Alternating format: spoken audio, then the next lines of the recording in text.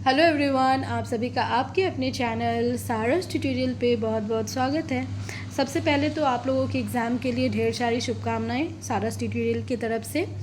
और मैं यही चाहूँगी, यही प्रार्थना करूँगी कि आप सभी का एग्ज़ाम बहुत अच्छा हो, ताकि आप जो चाह रहे हो लाइफ में वो आप अचीव कर सको। ठीक है। हालांकि आज हिंदी का पेपर इंग्लिश का पेपर आज हो चुका है आप लोगों का। आई विश कि अच्छा ही रहा हो। आने वाले डेज़ में हिंदी का पेपर है, तो इसी के ऊपर मैं ये वीडियो बनाई हूँ कि जो भी थोड़ा बहुत कसर रह गया है वो इस वीडियो में मैं फुलफ़िल कर सकूँ। ठीक है। तो जो मैंने सैम्पल पेपर्स दिए थे, इवन ग्रामर के कुछ इम्पॉर्टेंट क्वेश्चंस दिए थे, विलोम शब्द है या समोच्चारित शब्द है, मुहावरे हैं, ठीक है, बहुत सारे दिया था मैंने। और साथ ही साथ एक ऐसा वीडियो दिया था जिसमें हर एक लेसन का इम्पॉर्टेंट क्वेश्चन मैंने आपको बताया था। तो उन सभी को ज़रूर फॉलो करके जाइएगा। क्वेश्चन आप डेफिनेटली एग्ज़ाम में जा करके आपको पछताना नहीं पड़ेगा। आपको लगेगा कि मैम ने जो क्वेश्चन बताया था वही क्वेश्चन पूछा गया है। ठीक है। यहाँ पे ये वीडियो बनाने का मेरा मोटिव यही है कि बहुत सारे बच्चे कंफ्यूज हो रहे हैं निबंध और अनुच्छेद में। ठीक है। लास्ट मोमेंट है, बहुत ज़्यादा आपको हेडेक लेने की ज़रूरत नहीं है। कुछ इम्पॉर्टेंट बातें इसमें मैं डिस्कस करूँगी, कुछ इम्पॉर्टेंट अनुच्छेद और निबंध भी आपको बताऊँगी, और उनको लिखना कैसे है ये भी बताऊँगी। ठीक है।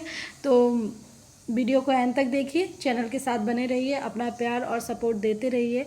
अब आप क्लास 10 पास करके 11th में जा रहे हो, तो मेरे इस चैनल को अपने दोस्तों से, अपने भाई बहनों से शेयर करना, क्लास 9 के स्टूडेंट से शेयर करना, ताकि वो भी इस चैनल से जुड़ सके।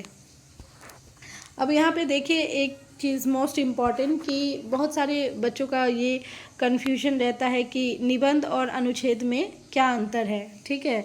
निबंध और अनुच्छेद में डिफरेंसेस क्या होते हैं।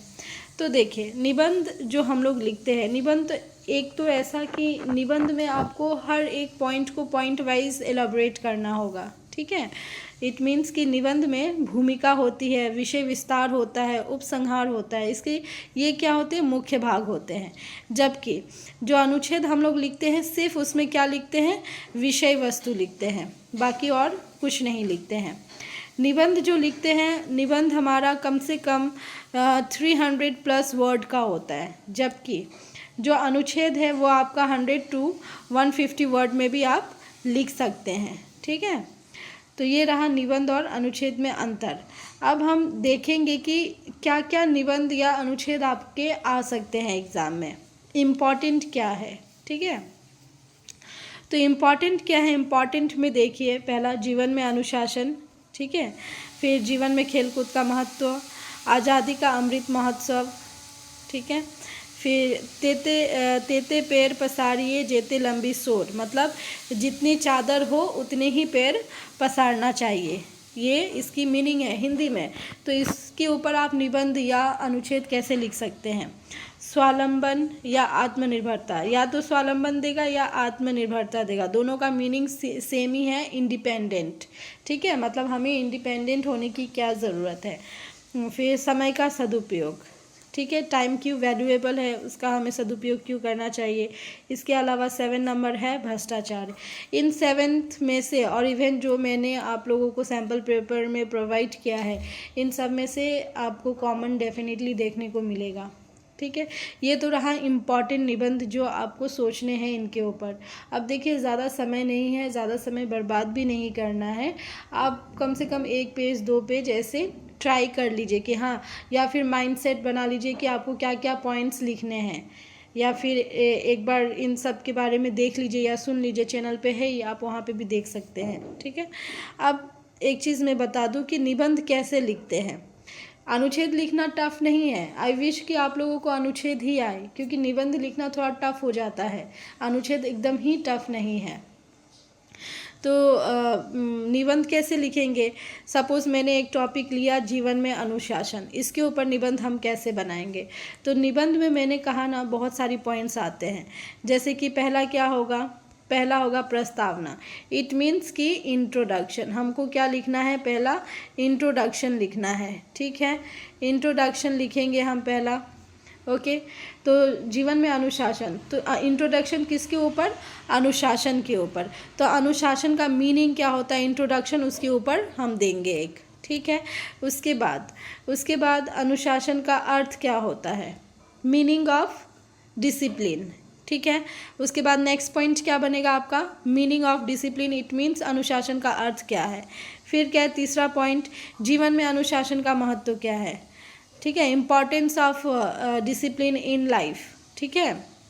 नेक्स्ट, दैनिक जीवन में अनुशासन, डेली लाइफ में डिसिप्लिन क्यों चाहिए। फिर अनुशासित रहने के तरीके, हम लोग कैसे डिसिप्लिन में रह सकते हैं। फिर प्रकृति में अनुशासन के उदाहरण, कुछ डिसिप्लिन के एग्जाम्पल भी आपको देने हैं। फिर अनुशासन कैसे सीखें, हम अपने लाइफ में अनुशासन यानी कि डिसिप्लिन को कैसे सीख सकते हैं। फिर अनुशासन की आवश्यकता क्यों है, क्यों डिसिप्लिन होना चाहिए जीवन में। अनुशासन के लाभ क्या है, अगर हम डिसिप्लिन मेंटेन करते हैं तो उसका क्या बेनिफिट होता है, ठीक है। और उसके बाद में लास्ट होता है आपका उपसंहार, इट मीन्स कि आपका जो मतलब निबंध है वो कहाँ से स्टार्ट होता है, इंट्रो से लेकर के आप कहाँ एंड करोगे, कंक्लूजन में एंड करोगे, ठीक है, कंक्लूजन, ठीक है, कंक्लूजन में एंड करोगे। स्टार्टिंग कहाँ से होगा, इंट्रोडक्शन यानी कि प्रस्तावना, और आपको हेडिंग देना पड़ेगा प्रस्तावना, ठीक है। उसके बाद प्रस्तावना के बाद अगर मतलब अनुशासन है तो अनुशासन का अर्थ, आपको ये हेडिंग देना पड़ेगा। इट मीन्स कि जब हम निबंध लिखते हैं तो हमारा हर एक पेरा का क्या होना चाहिए, एक हेडिंग होना चाहिए, ठीक है। और लास्ट में हमें सम अप भी करना है, मतलब फिनिश भी करना है, तो फिनिश लास्ट में क्या करेंगे, उपसंहार हेडिंग देंगे। और उपसंहार का मीनिंग क्या होता है, उपसंहार का मीनिंग होता है कंक्लूजन। आप कोई एक टॉपिक के बारे में लिख रहे हैं तो उसे कैसे कंक्लूड करोगे, कैसे उसे एंड करोगे, वो चीज़, ठीक है। जबकि हमारा जो अनुच्छेद होता है, अनुच्छेद में हमें इतना माथापीची नहीं है, ठीक। अनुच्छेद में सपोज अनुशासन है तो अनुशासन का आप इंट्रो लिखेंगे, अर्थ लिखेंगे, मतलब ये जितने भी पॉइंट्स मैंने बताए हैं विथ प्रस्तावना, ठीक है, प्रस्तावना के साथ ये सारे पॉइंट्स आपको क्या करने हैं, without any heading, without paragraph changing, आप एक ही पेज में पूरा अच्छे से एलेबोरेट करके लिख सकते हैं। ना आपको हेडिंग देने का झमेला है, ना पैराग्राफ चेंज करने का झमेला है, ना सिस्टमेटिक होने का झमेला है, ठीक है। जबकि जो हम लोग निबंध लिखते हैं तो उसमें हमें सिस्टम फॉलो करना होता है, अनुच्छेद में हमें सिस्टम फॉलो नहीं करना होता है। आप सिंपली इंट्रोडक्शन से स्टार्ट किए, फिर मीनिंग लिखे, फिर थोड़ा सा इम्पॉर्टेंस लिख दिए, फिर कैसे इस चीज़ को मेंटेन कर सकते हैं, क्या सीखे हैं हम इससे, फिर उसको सम अप कर देना है, मतलब एंड कर देना है, और आपका अनुच्छेद बन गया, ठीक है। तो आई होप कि अनुच्छेद ही दे, निबंध ना दे। अगर निबंध देता भी है तो वरी होने की ज़रूरत नहीं है, आप अगर पॉइंट वाइज इलेबोरेट कर दोगे तो भी आपको क्या होगा, मार्क्स मिल जाएगा। आप जस्ट पॉइंट में 3 लाइन 4 लाइन करके लिख देना बना करके, उसमें आपको मार्क्स मिल जाएंगे। और हिंदी में कुछ भी छोड़ के आने की गलती बिल्कुल मत कीजिएगा, 100 का पेपर है और 100 में पूरा 100 आपको करना है, ठीक है। 100 का 100 क्वेश्चन आपको अटेम्प्ट करना है। रह गया 1 to फैक्चुअल क्वेश्चन, मान लो डेट ऑफ बर्थ पूछ दिया या पोएट का नाम पूछ दिया, तो वो फैक्चुअल क्वेश्चन है, उसमें आप तुक्का नहीं लगा सकते हो, ठीक है। बट जो आपका सब्जेक्टिव क्वेश्चंस होंगे उसमें आप सिंपली अंडरस्टैंड करके अपना आंसर लिख देंगे।